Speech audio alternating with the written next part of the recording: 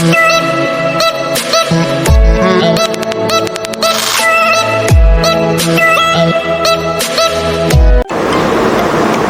Hello student, आप सभी कैसे हैं? आशा करता हूँ आप सभी लोग अच्छे होंगे।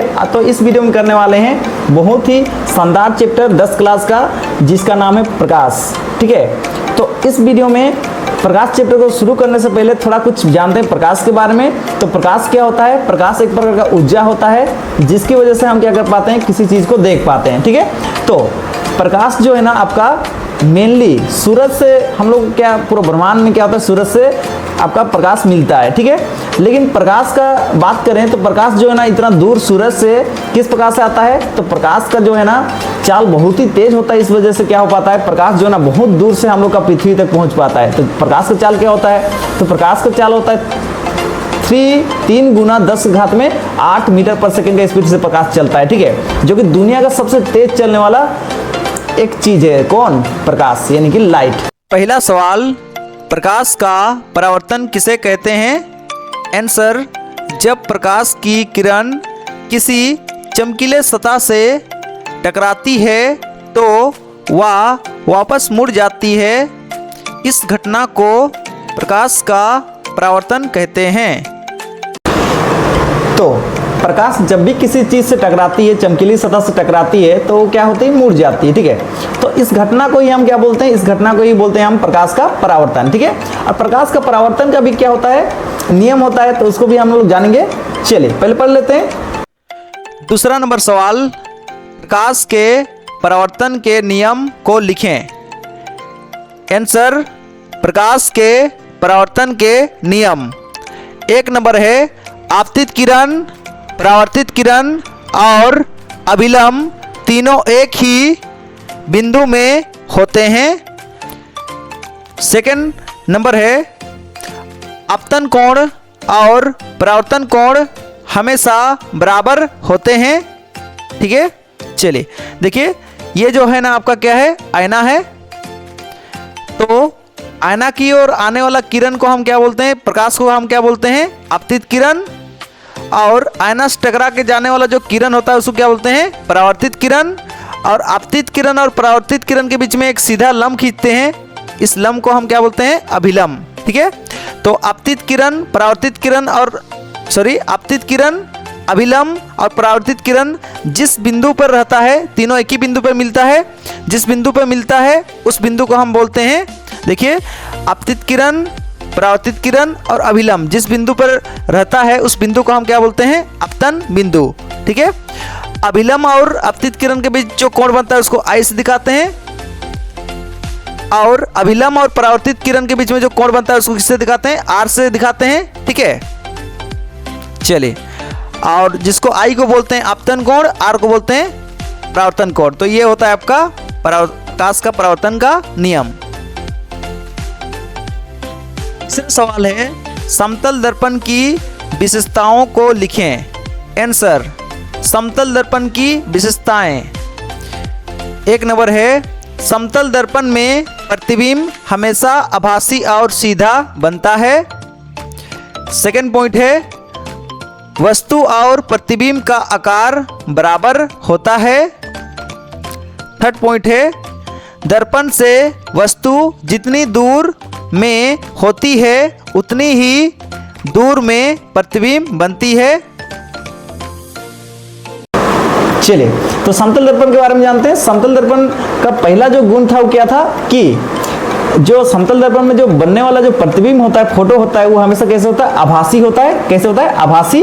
और कैसे होता है, सीधा। आभासी मतलब सही का नहीं बनता है, वो काल्पनिक होता है। ठीक है, और सेकंड पॉइंट क्या था, कि जितना बड़ा प्रतिबिंब मतलब वस्तु रहता है उतना ही बड़ा क्या बनता है, प्रतिबिंब बनता है। किसमें, आपका समतल दर्पण में। ठीक है, चलिए अगला पॉइंट देखते हैं कि हम दर्पण से जितनी दूर में क्या करते हैं, वस्तु को रखते हैं, उतनी ही दूर में क्या होता है, प्रतिबिंब भी आईना के अंदर बनता है। तो यह था आपका समतल दर्पण का गुण। ठीक है, अच्छा से याद रखिए। ठीक है, चलिए अगला सवाल देखते हैं। ठीक है, तो जानेंगे प्रतिबिंब किसे कहते हैं। देखिए, कोई भी प्रकाश जब क्या होता है, कोई वस्तु से टकराता है, टकराने के बाद क्या होता है, टकराने के बाद परावर्तन के बाद, टकराना को हम क्या बोलते हैं, परावर्तन। यानी कि कोई भी लाइट अगर किसी जगह से टकरा के वापस आ रहा है तो हम उसको क्या बोलते हैं, लाइट का परावर्तन हो गया। ठीक है, तो ध्यान सुनिएगा कि जब कोई प्रकाश किसी वस्तु से टकरा के आता है और जिस बिंदु पर, यानी कि जब कोई दो प्रकाश क्या होता है, टकराता है किसी वस्तु से, और दोनों प्रकाश जिस जगह पे टकराने के बाद मिलता है या फिर परावर्तन के बाद जिस बिंदु पर मिलता है, उस बिंदु को हम क्या बोलते हैं, प्रतिबिंब बोलते हैं। यानी कि उस बिंदु पर क्या बनता है, प्रतिबिंब बनता है उस चीज का, जिस चीज से लाइट टकरा के आ रहा है। ठीक है, चलिए तो देखिए, मिलता हुआ प्रतीत होता है या फिर मिलता है, ऐसे क्यों लिखा हुआ है, क्योंकि देखिए मिलता हुआ प्रतीत होता है कब, जब सही का काल्पनिक प्रतिबिंब नहीं सही का प्रतिबिंब नहीं बनता है ना, तब क्या होता है, मिलता हुआ प्रतीत होता है, सही में नहीं मिलता है। ठीक है, लेकिन जब वास्तविक प्रतिबिंब बनता है तो क्या होता है, आपका जो प्रकाश, दो प्रकाश जो वस्तु से टकरा के आते हैं वो सही में मिलते हैं परावर्तन के बाद। ठीक है, तो उस प्रकार का प्रतिबिंब को हम बोलते हैं वास्तविक प्रतिबिंब। अब जो प्रतिबिंब आपका मिलता हुआ प्रतीत होता है, वैसे वाला प्रतिबिंब जब बनता है तो उसको क्या बोलते हैं, आभासी प्रतिबिंब। ठीक है, तो हम लोग फिर नीचे में वही आभासी और वास्तविक प्रतिबिंब दो प्रकार का होता है प्रतिबिंब। ठीक है, तो इसके बारे में डिटेल से जानते हैं। चलिए आगे देखते हैं, पढ़ लेते हैं। 5 नंबर सवाल, वास्तविक प्रतिबिंब और आभासी प्रतिबिंब में अंतर लिखें। आंसर, वास्तविक प्रतिबिंब और आभासी प्रतिबिंब में अंतर। वास्तविक प्रतिबिंब, आभासी प्रतिबिंब। ठीक है, तो इस साइड में वास्तविक प्रतिबिंब लिखा है, इस साइड में लिखा हुआ है आभासी प्रतिबिंब। तो 1 नंबर है वास्तविक प्रतिबिंब में, जब कोई प्रकाश परावर्तन या अपवर्तन के बाद जिस बिंदु पर मिलता है उसे वास्तविक प्रतिबिंब कहते हैं। ठीक है, तो जिस बिंदु पर परावर्तन या अपवर्तन के बाद मिलता है तो उस बिंदु को हम क्या बोलते हैं, वास्तविक प्रतिबिंब। ठीक है, देखिए अपवर्तन किस में होता है, अपवर्तन होता है आपका लेंस में, परावर्तन किस में होता है, दर्पण में। ठीक है, चलिए, और आभासी प्रतिबिंब के तरफ में देखेंगे 1 नंबर पॉइंट, जब कोई प्रकाश परावर्तन या अपवर्तन के बाद जिस बिंदु पर मिलता हुआ प्रतीत होता है उसे आभासी प्रतिबिंब कहते हैं। देखिए वास्तविक प्रतिबिंब में मिलता है और आभासी प्रतिबिंब में मिलता हुआ प्रतीत होता है। ठीक है, यानी सही में नहीं मिलता है। 2 नंबर पॉइंट है, वास्तविक प्रतिबिंब में इसे पर्दे पर उतारा जा सकता है, आभासी प्रतिबिंब में इसे पर्दे पर उतारा नहीं जा सकता है। 3rd पॉइंट है, यह हमेशा उल्टा होता है, इसका 3rd पॉइंट है, यह हमेशा सीधा होता है। सवाल 6, गोलीय दर्पण किसे कहते हैं। आंसर, वैसा दर्पण जिसका परावर्तक सतह गोलीय होता है उसे गोलीय दर्पण कहते हैं। गोलीय दर्पण 2 प्रकार के होते हैं, 1 नंबर अवतल दर्पण, दूसरा नंबर उत्तल दर्पण। 7 नंबर सवाल है, अवतल दर्पण किसे कहते हैं। आंसर, वैसा गोलीय दर्पण जिसका परावर्तक सतह अंदर की ओर होता है उसे अवतल दर्पण कहते हैं। ये एक क्या है, दर्पण है। ठीक है, और जिसका पीछे तरफ में रंगीन भाग रहता है, उभरा हुआ जो भाग रहता है इस टाइप से, उसमें क्या होता है आपका रंगीन भाग किया हुआ रहेगा और अंदर की ओर क्या रहेगा, चमकीला सतह रहेगा। तो इस प्रकार का दर्पण को हम क्या बोलते हैं, अवतल दर्पण। अब एक लकीर खींचते हैं कोई दर्पण के बीचों बीच, तो इस लकीर को हम क्या बोलते हैं, मुख्य अक्ष बोलते हैं। क्या बोलते हैं, मुख्य अक्ष। ठीक है, क्या बोलते हैं, मुख्य अक्ष। ठीक है, मुख्य अक्ष बोलते हैं। तो इस मुख्य अक्ष में जिस बिंदु पर आयना को काटता है मुख्य अक्ष, उस बिंदु को बोलते हैं पी यानी कि ध्रुव। ध्रुव से थोड़ा आगे में रहता है आपका एफ यानी कि फोकस, और उससे थोड़ा सा आगे में रहता है सी यानी कि वक्रता केंद्र। ठीक है, और जिस सतह पर क्या होता है, लाइट या प्रकाश परावर्तन होता है, उस सतह को हम क्या बोलते हैं, परावर्तक पृष्ठ। ठीक है, चलिए सवाल नंबर 8, उत्तल दर्पण किसे कहते हैं। आंसर है, वैसा गोलीय दर्पण जिसका परावर्तक सतह बाहर की ओर होता है उसे उत्तल दर्पण कहते हैं। देखिए उत्तल दर्पण में क्या होता है, रंगीन किया हुआ भाग अंदर की ओर होता है और बाहर में जो ये चमकीला भाग कहाँ पर होता है, इस प्रकार से उभरा हुआ जो भाग होता है वो चमकीला होता है। ठीक है, तो इसमें भी मुख्य अक्ष खींचते हैं, ठीक है। और मुख्य अक्ष खींचने के बाद आप ध्यान सुनिएगा मेरे बात को कि आपका जो फोकस होता है यहाँ पे थोड़ा सा एक बार, ये जो फोकस होता है आपका दर्पण में, इधर रंगीन भाग की ओर फोकस रहता है इसमें, और सी भी इधर साइड में रहता है, ठीक है, इस साइड में नहीं रहता है। चलिए तो इसको बस थोड़ा सा सुधार लीजिए। सवाल नंबर 9, अवतल और उत्तल दर्पण में अंतर लिखें। आंसर, अवतल दर्पण और उत्तल दर्पण में अंतर। एक तरफ लिखा हुआ है अवतल दर्पण, एक तरफ लिखा है उत्तल दर्पण। अवतल दर्पण का एक नंबर, इसका परावर्तक सतह अंदर की ओर होता है। इसका एक नंबर उत्तल दर्पण का, इसका परावर्तक सतह बाहर की ओर होता है। अवतल दर्पण का दूसरा नंबर अंतर, अवतल दर्पण का उभरे भाग पर रंग किया जाता है। उत्तल दर्पण का दूसरा नंबर, उत्तल दर्पण का अंदर भाग पर रंग किया जाता है। अवतल दर्पण का तीसरा नंबर, प्रतिबिंब वास्तविक और आभासी दोनों प्रतिबिंब बनता है। उत्तल दर्पण का तीसरा नंबर अंतर, प्रतिबिंब आभासी बनता है। अवतल दर्पण का किरण आरेख जानने वाले हैं। चलिए तो एक नंबर पॉइंट देखिए, जब किरण आरेख में सबसे पहले हम क्या करते हैं, जब वस्तु अनंत पर होगा, यानी कि सबसे पहले किरण आरेख खींचते हैं जब वस्तु कहाँ पे होगा, अनंत पे होगा, उसका किरण आरेख खींचते हैं। तो जब भी कोई वस्तु अनंत में होता है तो उससे जो प्रकाश आता है वो प्रकाश कैसे आता है, मुख्य अक्ष से समांतर आता है। ये जो है ना आपका मुख्य अक्ष जो है, आईना का जो मुख्य अक्ष है, अवतल दर्पण का जो मुख्य अक्ष है उसके समांतर आता है, ठीक है। जब अनंत में जब कोई वस्तु को रखते हैं तो पहला जो प्रकाश आता है मुख्य अक्ष के समांतर आता है। आपको याद रखना है कि कोई प्रकाश मुख्य अक्ष के समांतर आता है तो आईना से परावर्तन यानी टकराने के बाद कहाँ से होकर गुजरता है, फोकस से होकर गुजरता है, ठीक है। चलिए, ऊपर से एक प्रकाश आया और नीचे से भी एक प्रकाश लाना पड़ता है। जब अनंत में रहता है कोई वस्तु तो नीचे से भी प्रकाश आएगा और आईना से परावर्तन यानी टकराने के बाद कहाँ से होकर गुजरता है, हमेशा फोकस से होकर गुजरता है, ठीक है। यानी जो प्रकाश मुख्य अक्ष के समांतर आता है, आईना से परावर्तन ये भी टकराने के बाद कहाँ से होकर गुजरता है, फोकस से, आपको याद रखना है, ठीक है। और तो प्रतिबिंब का स्थिति, सबसे पहले प्रतिबिंब का स्थिति कहाँ पे बनेगा, फोकस पर बनेगा। यानी कि जो अनंत में रखा हुआ वस्तु का प्रतिबिंब कहाँ पे बनता है, आईना में। अवतल दर्पण जो आईना होता है उस आईना में कहाँ पे बनता है प्रतिबिंब, फोकस पर बनता है, ठीक है। जब वस्तु को अनंत में रखते हैं तो उसका फोकस पर क्या बनता है, प्रतिबिंब बनता है। और प्रतिबिंब का आकार क्या होता है, वस्तु से बहुत ही छोटा बनेगा।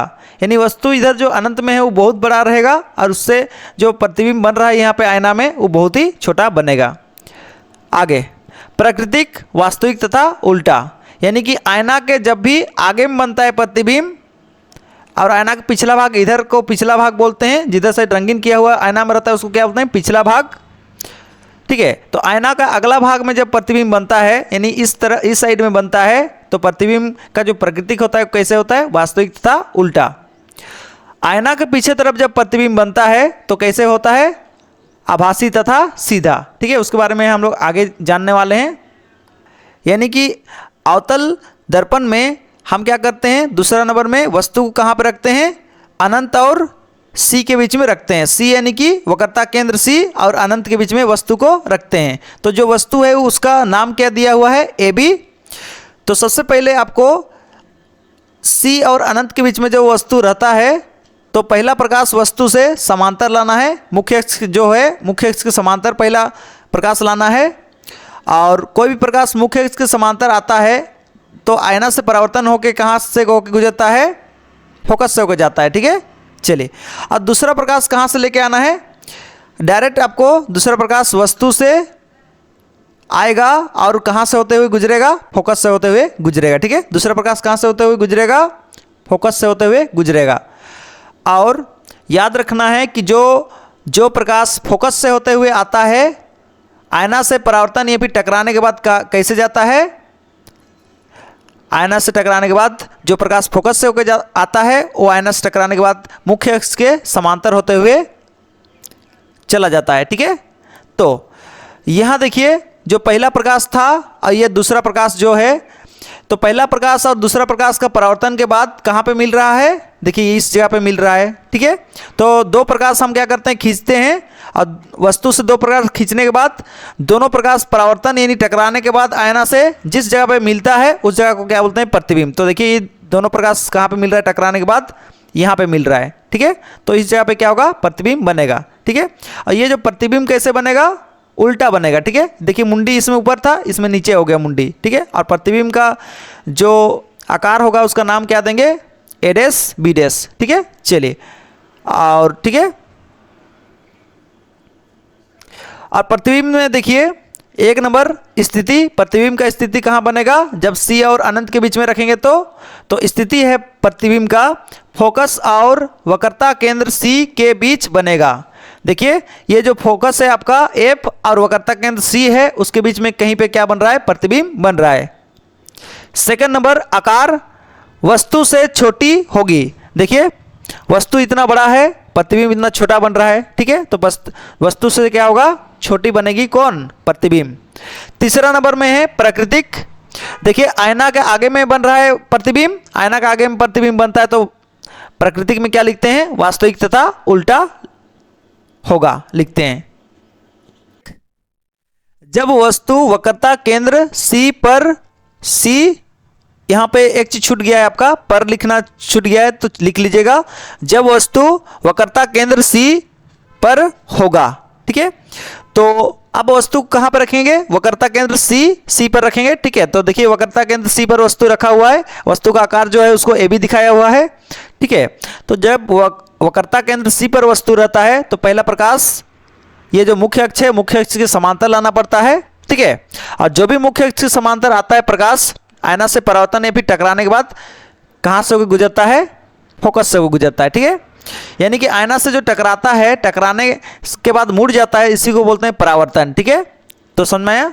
और दूसरा प्रकाश हम क्या करते हैं, वस्तु से सीधा फोकस से होते हुए लेके आते हैं। ठीक है, इसमें भी, और फोकस से होते हुए जो भी प्रकाश आता है आयना से परावर्तन या फिर टकराने के बाद कहाँ से होकर जाता है, मुख्य अक्ष के समांतर होते हुए क्या होता है, आगे निकल जाता है। ठीक है, तो देखिए जो पहला प्रकाश लाए थे और दूसरा प्रकाश लाए थे वो दोनों कहाँ पे मिला, हम लोग का सी में ही मिल रहा है। ठीक है, मतलब पहला प्रकाश और दूसरा प्रकाश परावर्तन के बाद कहाँ पे मिला, यहाँ पे मिला, तो यहाँ पे जगह प्रतिबिंब बन गया। ठीक है, प्रतिबिंब भी कहाँ पे बना, सी में ही बना। ठीक है, तो प्रतिबिंब का आकार को हम क्या दिखा देंगे, ए डैश बी डैश। ठीक है, तो प्रतिबिंब देखेंगे एक नंबर में स्थिति, स्थिति कहाँ पे बन रहा है प्रतिबिंब का, किस जगह पे बन रहा है, सी पर बनेगा। ठीक है, प्रतिबिंब कहाँ पे बनेगा, सी पर, यानी कि जब हम वस्तु को कहाँ पर रखते हैं, सी में रखते हैं, तो प्रतिबिंब भी कहाँ बनता है, सी में ही बनता है। सेकंड नंबर में आकार, वस्तु से समान आकार होगा, यानी प्रतिबिंब और वस्तु का आकार दोनों क्या होगा, सेम रहेगा। तीसरा नंबर में है प्राकृतिक। देखिए ये जो प्रतिबिंब जो बन रहा है आयना के आगे में बन रहा है, तो प्राकृतिक में क्या लिखेंगे, वास्तविक तथा उल्टा होगा। ठीक है, चलिए, जब वस्तु सी और एफ के बीच होगी, यानी कि जब वस्तु को हम कहाँ रखेंगे, अभी सी यानी वक्रता केंद्र सी और एफ के बीच में रखेंगे। तो देखिए वस्तु को हम यहाँ रख दिए सी और एफ के बीच में। ठीक है, तो पहला जो प्रकाश है आपको याद रखना है, पहला जो प्रकाश है क्या करना पड़ता है, मुख्य अक्ष जो है उसको समांतर लाना पड़ता है पहला प्रकाश वस्तु से, और मुख्य अक्ष के समांतर जो प्रकाश आता है आयना से टकराने के बाद कहाँ से गुजरता है, फोकस से। ठीक है, और दूसरा प्रकाश हम डायरेक्ट कहाँ से लाते हैं, डायरेक्ट कहाँ से लाते हैं, वस्तु से होते हुए निकलता है और कहाँ से होकर डायरेक्ट आता है, फोकस से होकर आता है। ठीक है, और जो फोकस से होते हुए आता है जो प्रकाश, वो कहाँ टकराने के बाद कहाँ से होकर जाता है, आपका मुख्य अक्ष के समांतर होते हुए चल जाता है। ठीक है, समझे। चलिए, तो देखिए ये जो प्रकाश है और ये जो प्रकाश है परावर्तन के बाद किस जगह पे मिल रहा है, इस जगह पे मिल रहा है, तो इस जगह पे क्या बन गया, प्रतिबिंब बन गया। प्रतिबिंब का आकार को हम क्या दिखा रहे हैं, ए डैश बी डैश से दिखा रहे हैं। ठीक है, तो चलिए प्रतिबिंब सबसे पहला आपका होता है स्थिति, स्थिति कहाँ पे बन रहा है, सी के आगे बनेगी। तो देखिए प्रतिबिंब जो है सी के क्या हो रहा है, आगे बन रहा है, यानी वक्रता केंद्र सी के आगे बन रहा है प्रतिबिंब। आकार क्या होगा, आकार वस्तु से बड़ी होगी। देखिए वस्तु थोड़ा छोटा दिख रहा है, प्रतिबिंब थोड़ा बड़ा दिख रहा है, ठीक है, यानी प्रतिबिंब थोड़ा बड़ा होगा वस्तु से। प्राकृतिक, देखिए ये जो आयना है, आयना के आगे में प्रतिबिंब बन रहा है, इसका मतलब क्या बोलेंगे, वास्तविक तथा उल्टा होगा। जब भी आयना के आगे बनता है प्रतिबिंब तो लिखते हैं वास्तविक तथा उल्टा होगा। 5 नंबर किरण आरेख, जब वस्तु फोकस ए पर होगी। अब हम वस्तु को कहाँ पर रख देंगे, फोकस पर ही रख देंगे, ठीक है। तो वस्तु को हम कहाँ रख देंगे, फोकस पर ही रख देंगे। तो हम लोग को पता है कि फोकस पर जब रहता है उस समय हम लोग को पहला जो प्रकाश है वो कहाँ से लेके आना पड़ता है, आपका जो वस्तु है ना, वस्तु पर कहाँ से लेके आना पड़ता है, सी से लेके आना पड़ता है इस प्रकार से, ठीक है। और सी से होके लेके आना पड़ता है, और जो सी से प्रकाश जो आता है ना, आयना से टकराने के बाद सी से ही होके क्या होता है, पीछे वापस लौट जाता है इस टाइप से, ठीक है। यानी सी से आया और सी से ही क्या होता है, टकराने के बाद लौट के इस टाइप से चल जाता है, ठीक है।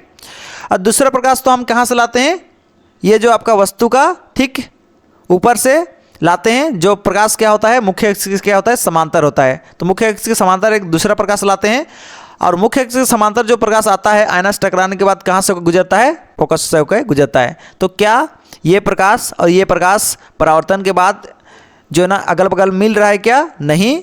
तो कहाँ पे मिलेगा, चलिए देखते हैं।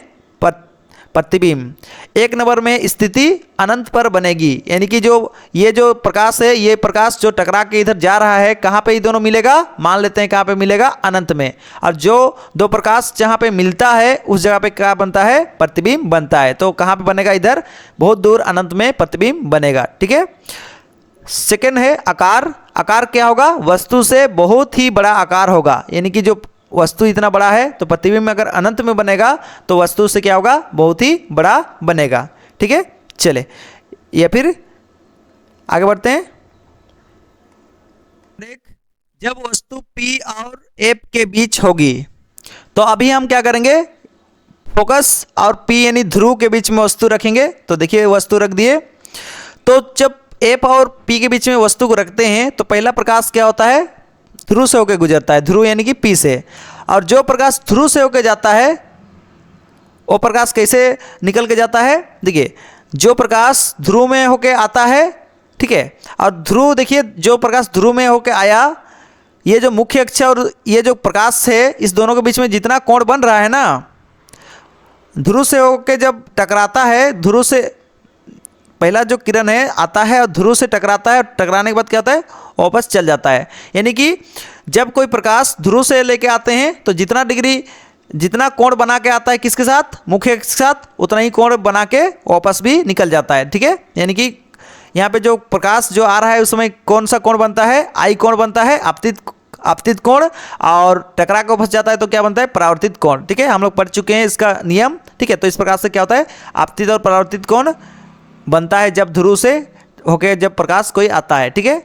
चलिए दूसरा प्रकाश हम कहाँ से लेके आते हैं, जब फोकस और ध्रुव के बीच में वस्तु रहता है तो सी से लेके आते हैं। तो सी से जो प्रकाश आता है आयना से परावर्तन होकर कहाँ जाता है, सी से ही वापस लौट जाता है। तो क्या इधर कभी मिलेगा ये प्रकाश, दोनों ये प्रकाश और ये प्रकाश नहीं मिलेगा। तो इस प्रकाश को हम क्या करेंगे, इधर आगे तरफ में तो मिलेगा नहीं, तो हम क्या करेंगे, इसको पीछे तरफ इस टाइप से क्या कर देंगे, आगे बढ़ा देंगे, और इस प्रकाश को भी क्या कर देंगे, पीछे तरफ आगे बढ़ा देंगे। तो आगे बढ़ाते हैं तो हम लोग को देखिए यहाँ पे कुछ दर्पण के पीछे में क्या होता है, मिलता हुआ हम लोग को दिखता है। तो जहाँ पे मिला ये दोनों प्रकाश, इस दोनों प्रकाश जहाँ पे मिला उस जगह पे क्या मान लेंगे कि यहाँ पे प्रतिबिंब बना, और प्रतिबिंब का नाम क्या दे देंगे, A' B'। अब याद रखिएगा मेरा बात कि आयना के पीछे बन रहा है ये प्रतिबिंब। तो आयना के पीछे जो प्रतिबिंब बनता है वो कैसे होता है, आभासी और सीधा, ठीक है। तो चलिए प्रतिबिंब का स्थिति देखते हैं। प्रतिबिंब का स्थिति क्या है, दर्पण के पीछे बनेगी। प्रतिबिंब का स्थिति क्या है, दर्पण के पीछे प्रतिबिंब बनेगी। सेकेंड नंबर में आकार है। आकार क्या होगा, वस्तु से बड़ी होगी।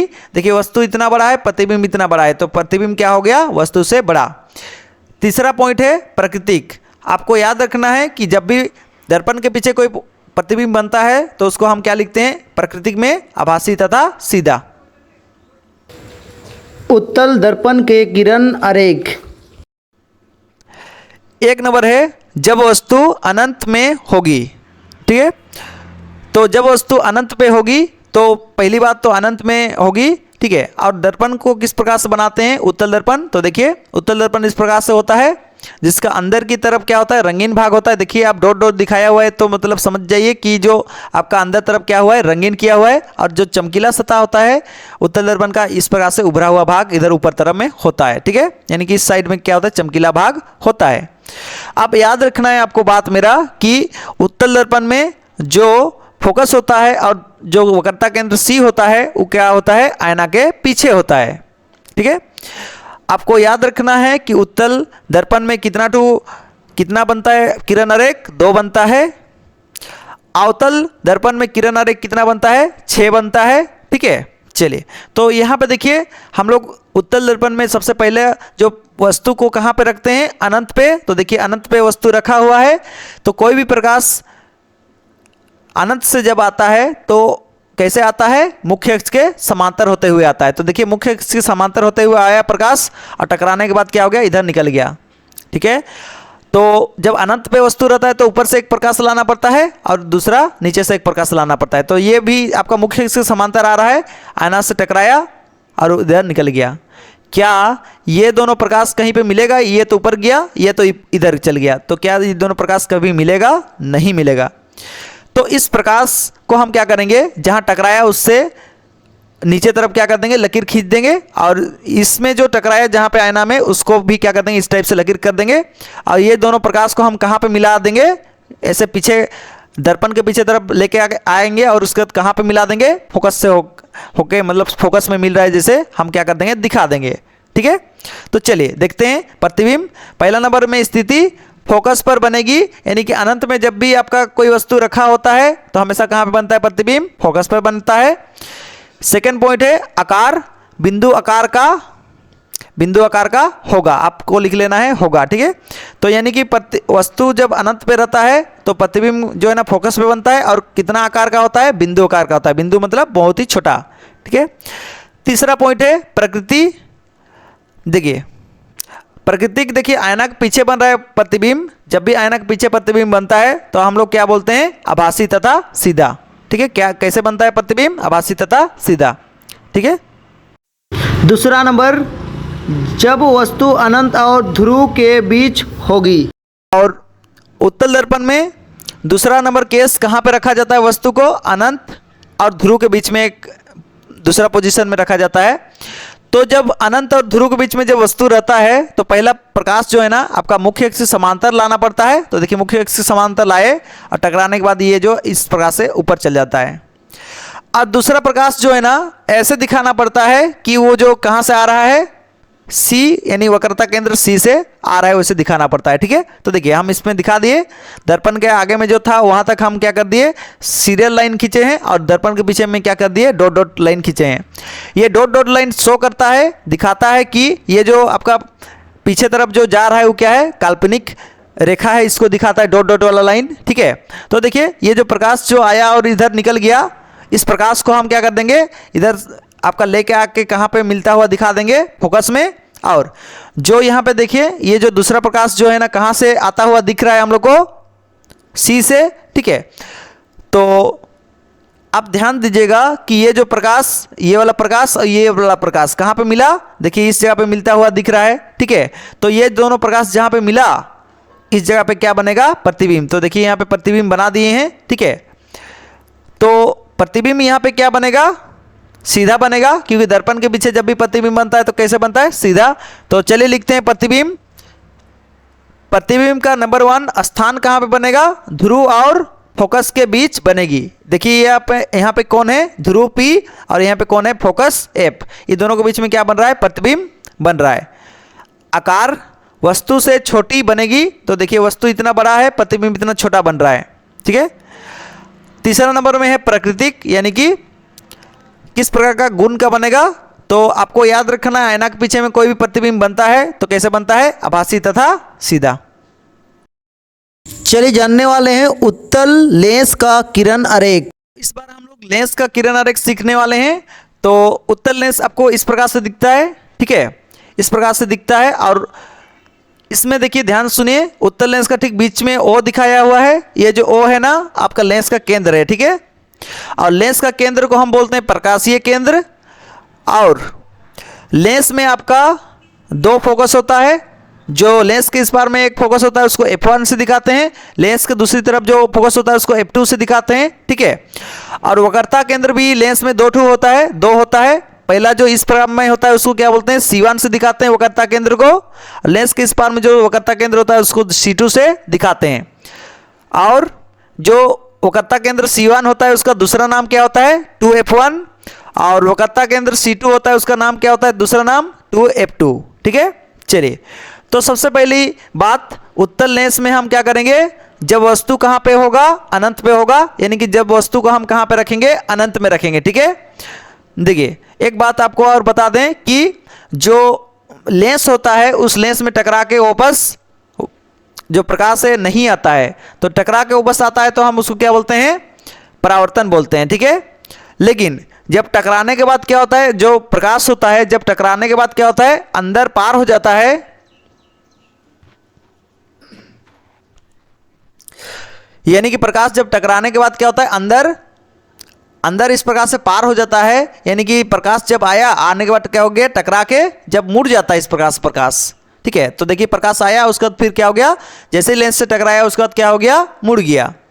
तो जब लेंस से टकराने के बाद कोई प्रकाश मुड़ जाता है तो हम इसको क्या बोलते हैं, अपवर्तन। क्या बोलते हैं, अपवर्तन। तो हम दर्पण में बोलते थे परावर्तन के बाद मिल रहा है, हम इसमें बोलेंगे अपवर्तन के बाद मिल रहा है, ठीक है, समझ में आया। चलिए, परावर्तन मतलब टकरा के वापस चल जाता है तो परावर्तन, और जब कोई लेंस से टकरा के प्रकाश क्या होता है, मुड़ जाता है तो उसको बोलते हैं अपवर्तन, ठीक है। चलिए, बहुत बढ़िया, चलते हैं आगे। तो पहला केस है हम लोग का, जब हम क्या करेंगे, उत्तल लेंस में वस्तु को कहां पे रखेंगे, अनंत पे रखेंगे, ठीक है। तो देखिए, जब वस्तु को हम कहां रखेंगे, अनंत पे रखेंगे, तो जब वस्तु को अनंत पे रखेंगे तो क्या होगा, उससे जो प्रकाश आएगा कैसे आएगा, ये जो मुख्य अक्ष है, मुख्य अक्ष जो है आपका लेंस का, ठीक है, तो इस मुख्य अक्ष के क्या होगा, समांतर आएगा। कोई भी प्रकाश जब आपका अनंत से आता है तो कैसे आता है, मुख्य अक्ष के समांतर आता है, ठीक है। और अपवर्तन के बाद कहां से गुजरता है, फोकस से होकर गुजरता है। जब भी कोई प्रकाश मुख्य अक्ष के समांतर आता है तो अपवर्तन के बाद कहां से होकर गुजरता है, फोकस, यानी लेंस का दूसरा तरफ जो होता है f2 उस वाला फोकस से होकर गुजरता है, ठीक है। तो जब हम अनंत में रखते हैं तो ऊपर से एक प्रकाश लाना है, नीचे से एक प्रकाश लाना है, ठीक है। तो नीचे से जो प्रकाश आएगा वो भी अपवर्तन के बाद कहां से गुजरेगा, फोकस से होके ही गुजरेगा। क्यों, क्योंकि ये भी मुख्य अक्ष क्या हो रहा है, समांतर आ रहा है। आपको दो कोई प्रकाश दिखाना है, ऊपर में एक, नीचे में एक, ठीक है। आपको इस प्रकार से दो करके नहीं दिखाने से भी चल जाएगा, ठीक है। चलिए, तो देखिए, ऊपर से जो आया, नीचे से जो आया प्रकाश, वो कहां पे मिला, f2 में मिला, यानी फोकस में मिला। तो देखिए, प्रतिबिंब, सबसे पहला स्थिति f2 पर प्रतिबिंब बनेगी, यानी कि जो ये ऊपर का प्रकाश और नीचे का प्रकाश कहाँ पे मिल रहा है, f2 पे, यानी फोकस पे मिल रहा है, ठीक है। यानी कि दो प्रकाश जहाँ पे मिलता है वहाँ पे क्या बनता है, प्रतिबिंब बनता है। तो कहाँ पे मिल रहा है, f2 पे बन रहा है, तो प्रतिबिंब का स्थान कहाँ पे होगा, बनने का, f2 पे बनेगा। सेकेंड नंबर में है आकार, बिंदु आकार का बनेगी, जो प्रतिबिंब बनेगी वो कैसे बनेगी, बिंदु आकार का।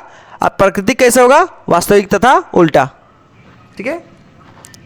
देखिए, लेंस जिस साइड में वस्तु को रखें उसका दूसरा तरफ में अगर प्रतिबिंब बनता है, मतलब लेंस जिस साइड में लेंस में वस्तु को रखे हैं उसका दूसरा साइड में अगर प्रतिबिंब बनता है तो आपका प्रतिबिंब कैसे होता है, वास्तविक तथा उल्टा। अगर जिस साइड में हम वस्तु को रखे हैं लेंस में उसी साइड में अगर प्रतिबिंब बन रहा है तो आपका प्रतिबिंब कैसे होगा, आभासी तथा सीधा बनेगा, ठीक है। पहला केस समझ गए। 2 नंबर, जब वस्तु 2f1 और अनंत के बीच होगी। दूसरा नंबर में कहां पर रखेंगे वस्तु को, 2f1 और अनंत के बीच में रखेंगे। तो देखिए, ये अनंत और 2f1 के बीच में रख रहे हैं, ठीक है। तो पहला जो प्रकाश होता है उसको हम लोगों को मुख्य अक्ष के समांतर लाना पड़ता है। देखिए, ये मुख्य अक्ष है, इसके समांतर पहला प्रकाश लाना पड़ता है। और लेंस से अपवर्तन के बाद कहां से गुजरता है, फोकस से गुजरता है, ठीक है। जो भी समांतर आता है मुख्य अक्ष के समांतर, लेंस से अपवर्तन के बाद कहां से गुजरता है, फोकस से होकर गुजरता है, ठीक है। और दूसरा वाला प्रकाश कहां से लाना पड़ता है, लेंस में। तो दूसरा प्रकाश जो है ना, आपको जो वस्तु से आएगा प्रकाश वो कहां से होते हुए गुजरेगा, ठीक लेंस का प्रकाशीय केंद्र, यानी ठीक लेंस का सेंटर से होते हुए क्या होगा, दूसरा प्रकाश आएगा वस्तु से, ठीक है। और ये जो पहला प्रकाश और दूसरा प्रकाश कहाँ पे मिलेगा, वहाँ पे क्या बन जाएगा, प्रतिबिंब। तो देखिए यहाँ पे मिल रहा है दोनों, तो प्रतिबिंब बन जाएगा यहाँ पे। ठीक है, चलिए तो देखेंगे प्रतिबिंब स्थिति पहले F2 और 2F2 के बीच प्रतिबिंब बनेगी। तो देखिए यहाँ पे F2 और 2F2 के बीच प्रतिबिंब बन रहा है। सेकंड नंबर में आकार वस्तु से छोटी होगी। देखिए वस्तु इतना बड़ा है, थोड़ा इसमें आकार में क्या है, प्रतिबिंब में छोटी है। ठीक है, चलिए प्राकृतिक, तो वस्तु को जिस साइड रखते हैं उसका दूसरा साइड अगर बनता है, लेंस का दूसरा साइड अगर प्रतिबिंब बनता है तो कैसे होता है, वास्तविक तथा उल्टा प्राकृतिक में होता है। 3 नंबर, जब वस्तु 2F1 पर होगी। जब वस्तु को कहां पे रखेंगे हम लोग, 2F1 पे रखेंगे। तो पहला प्रकाश जो है ना मुख्य अक्ष से समांतर लाना पड़ता है इसमें, और मुख्य अक्ष से समांतर जो आता है प्रकाश अपवर्तन के बाद कहां से गुजरता है, बोलिए फोकस से गुजरता है। ठीक है, और दूसरा प्रकाश जो है ना वस्तु से निकल के आता है और कहां से गुजरता है, ठीक प्रकाशीय केंद्र से होकर गुजरता है। ठीक है, तो इस प्रकार से दूसरा प्रकाश प्रकाशीय केंद्र से होते हुए लेके आना पड़ता है।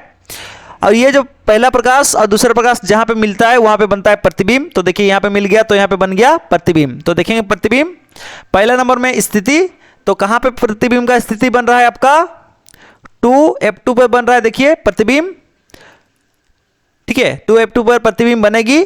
सेकेंड नंबर में आकार है, वस्तु से समान आकार का होगा, यानी कि जब वस्तु को हम 2F1 में रखते हैं तो वस्तु का प्रतिबिंब जब 2F2 में बनता है तो दोनों का आकार क्या होता है, वस्तु और प्रतिबिंब का आकार बराबर होता है।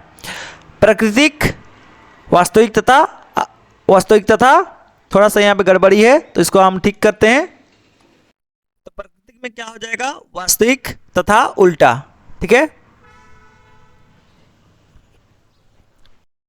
4 नंबर, जब वस्तु 2F1 और F1 के बीच होगी। देखिए 2F1 और F1 के बीच में वस्तु को रखे हैं तो पहला प्रकाश लाना पड़ता है, मुख्य अक्ष जो है मुख्य अक्ष के समांतर पहला प्रकाश आएगा और अपवर्तन के बाद कहां से होके जाता है, मुख्य अक्ष के समांतर जो आता है वो फोकस से होके जाता है। ठीक है, और ध्यान दीजिएगा दूसरा प्रकाश कहां से लेके आना है, जो प्रकाशीय केंद्र है वहां से होकर गुजरेगा। ठीक है, वस्तु से निकल के आएगा और कहां से होकर गुजर के आएगा, प्रकाशीय केंद्र यानी O से होते हुए गुजर के आएगा। ठीक है, और पहला प्रकाश और दूसरा प्रकाश कहां पे मिल रहा है, यहां पे मिल रहा है, तो प्रतिबिंब यहां पे बनेगा। ठीक है, चलिए तो प्रतिबिंब 1 नंबर स्थिति, तो प्रतिबिंब का स्थिति क्या है, 2F2 और अनंत के बीच में